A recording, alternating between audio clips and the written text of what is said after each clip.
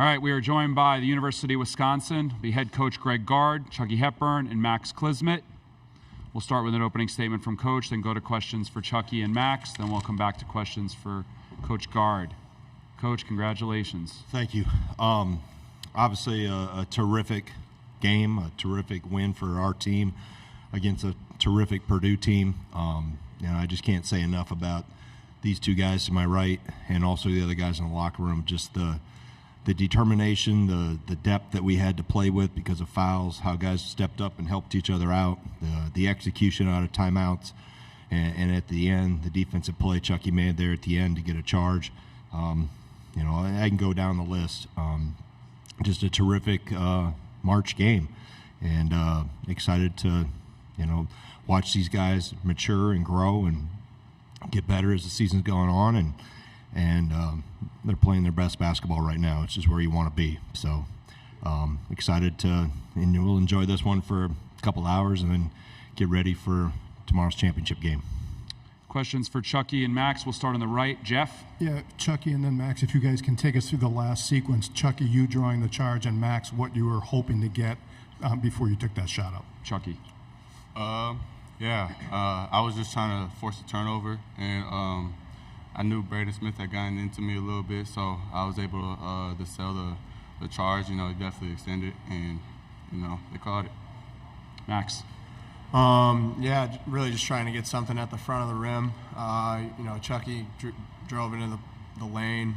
He draws a lot of attention, so his ability to just see the floor, kick it out to me, and then continue to try to put pressure on the rim. Just got a good look at the end, and it went in. So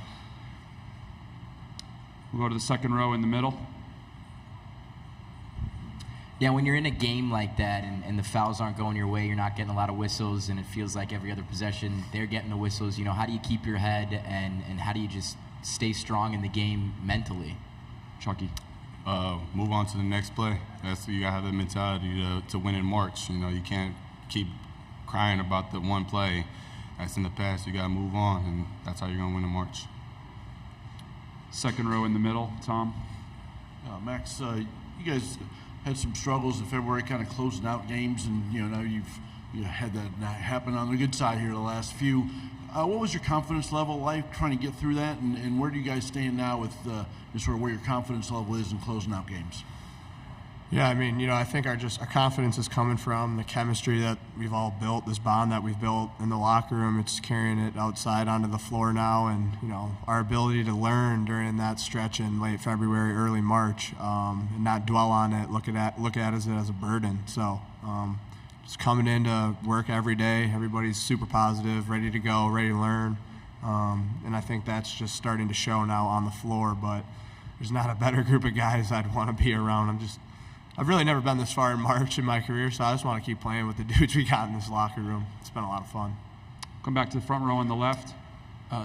Chucky, you obviously put in a lot of work to your finishing over the offseason. I guess, can you describe that sort of final sequence and the regulation and, I guess what sort of the work that went into, being able to make shots like that? Yeah, I appreciate the coaching staff for helping me get my rhythm back. During the season, I struggled a lot. And around like the early February start, that's when they really stepped in. I was able to get my touch back. Able to find my feel for the game again, and just the work I kept doing. They helped me with that. So I give credit to them, and I also give credit to myself because I work for this. So I do deserve this spot. Far right side, front row. Also for Chucky on that last basket in regulation. Can you walk us through that? Was that the first option? Was a three the first option, and you saw that you needed to drive it?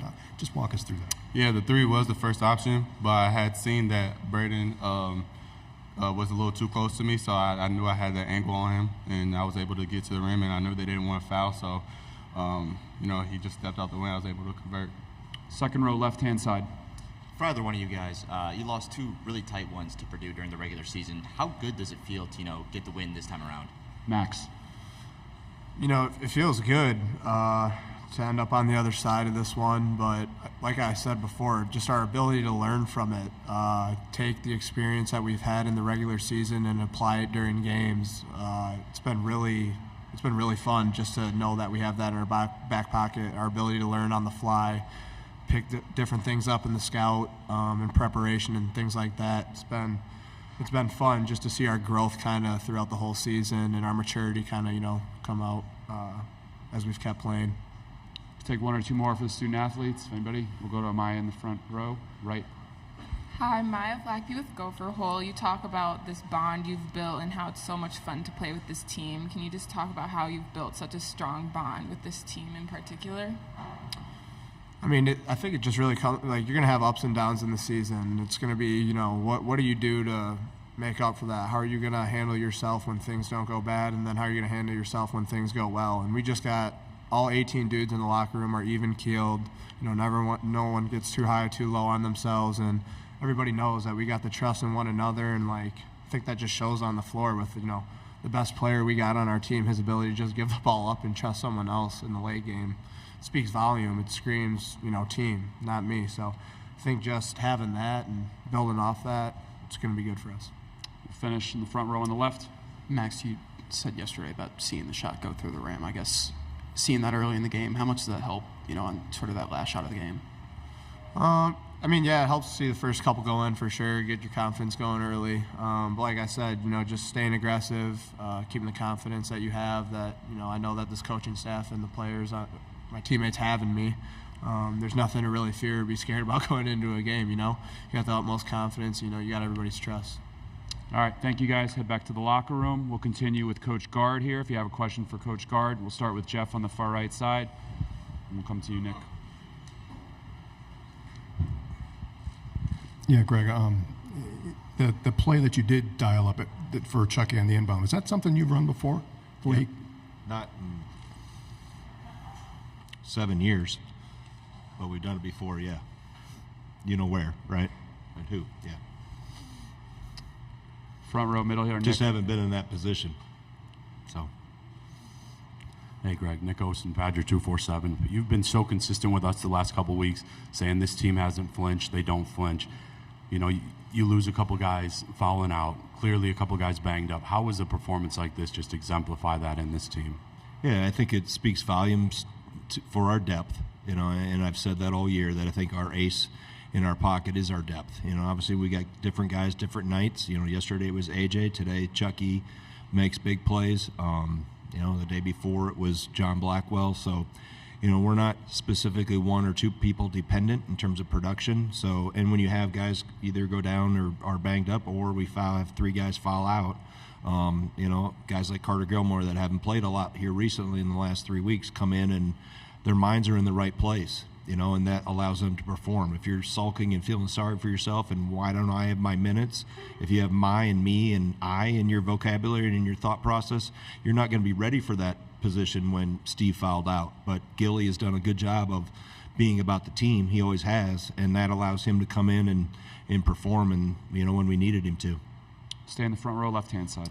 Way back in the beginning of the season, after that Marquette win, you talked about belief and just kind of the team believing and being able to win games like this. I guess, does the team need to refine that with beating opponents like this, going on runs, stringing together wins? I think, you're always trying to instill belief in them because they get so many negative shots from the outside world that you constantly are countering that. And we've talked all year, actually since September, believe, earn, and finish. You have to see it first. You have to dream about it, and this group has big goals. I've said before, the only one that's gotten away from us so far is the regular season.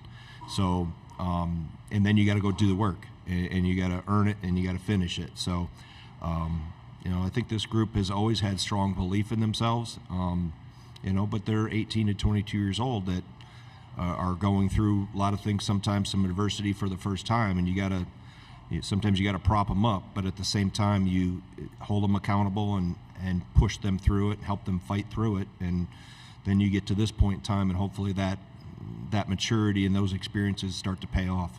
Second row in the middle, Tom. Greg, in the past handful of years, you guys have probably had more success against Purdue than anyone. And you kind of saw that right from the get-go today. You guys just don't back down from them and just take it to them as much as you can.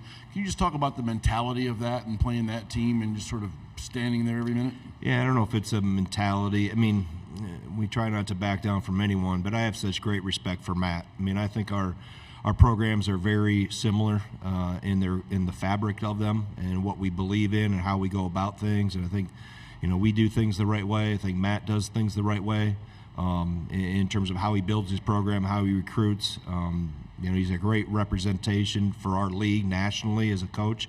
And you trace that back to Coach Katie, Coach Bennett, Coach Ryan. Those two programs are built on lunch pail, hard hat mentalities, and I just, it's always a honor to compete against them because he's a terrific coach that has really good players, and they make you coach better and make our players better because the bar is set really high. Second row in the middle.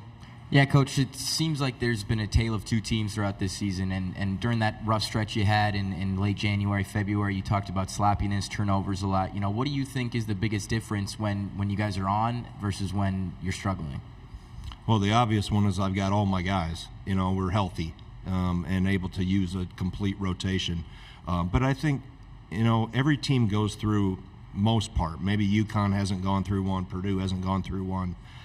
Maybe Houston hasn't. Everybody else in the country has gone through some sort of adversity. Maybe it's a 3-game streak. Maybe it's a 5-game streak. Maybe they had it in December. Maybe they had it in January. You're going to go through it. There's too much parity in college basketball.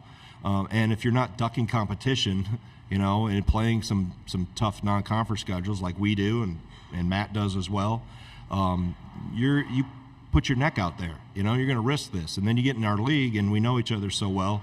And there's great coaches and great players in our league that you're going to take some bumps, but you have to not put your head down, as these guys said, not feel sorry for yourself. You don't let the valleys get too low and don't let the peaks get too high, and keep pushing forward, knowing that there'll be light at the end of the tunnel if you do hit a rough patch. Front row on the left, and then we'll finish with Jeff on the right. How have you seen Max work through the shooting struggles that he's been going through over the last month plus? Yeah, I think you focus on other parts of your game. There's a lot of ways you can help a team be successful without necessarily shooting at a high clip. And for him, defensively, he's anchored that perimeter spot pretty well and done a good job with that. His leadership, he's done a really good job with that. He's really got a voice in that locker room. His toughness, obviously, and that's combined with his voice and his leadership. So, and you keep pushing, you put time in, and he's in the gym. He's working. It's a tool and a skill you can't let sit idle and let it collect dust. You got to keep, whether you're cooking, shooting the ball, or you're struggling, you still got to put in the work, and he's done that, and as has Chucky. And I think you see guys that, hit their way out of it, so to speak, right? And if you're a golfer and you're shanking the ball, you don't get better by, not going to the range or leaving your clubs in your garage. You gotta go work at it, and these guys work at it. All the way on the right, Jeff. Greg, Tyler did not hit a lot of shots today, but it was clear he wasn't fully healthy. What was he able to give you both in terms of tangible on the court, but also maybe sending a message to his teammates like, this is important, and I'm not healthy, but I'm staying out here? Yeah, it was kind of indecisive if he was going to go or not. He was, and then he wasn't, and then he was. But I think, for him too, he got 2 quick fouls, so he sat. But yeah, it just shows the toughness of him and the leadership that he was going to battle out there and use all 5 fouls and, continue to scrap, even though he was maybe out of sync because of the fouls and he's, a little banged up. But now we got time to continue to, freshen him back up. And, he didn't play a lot today, so that was a blessing in disguise too. All right. Congratulations. All right, We'll thank see you you tomorrow. Thank you.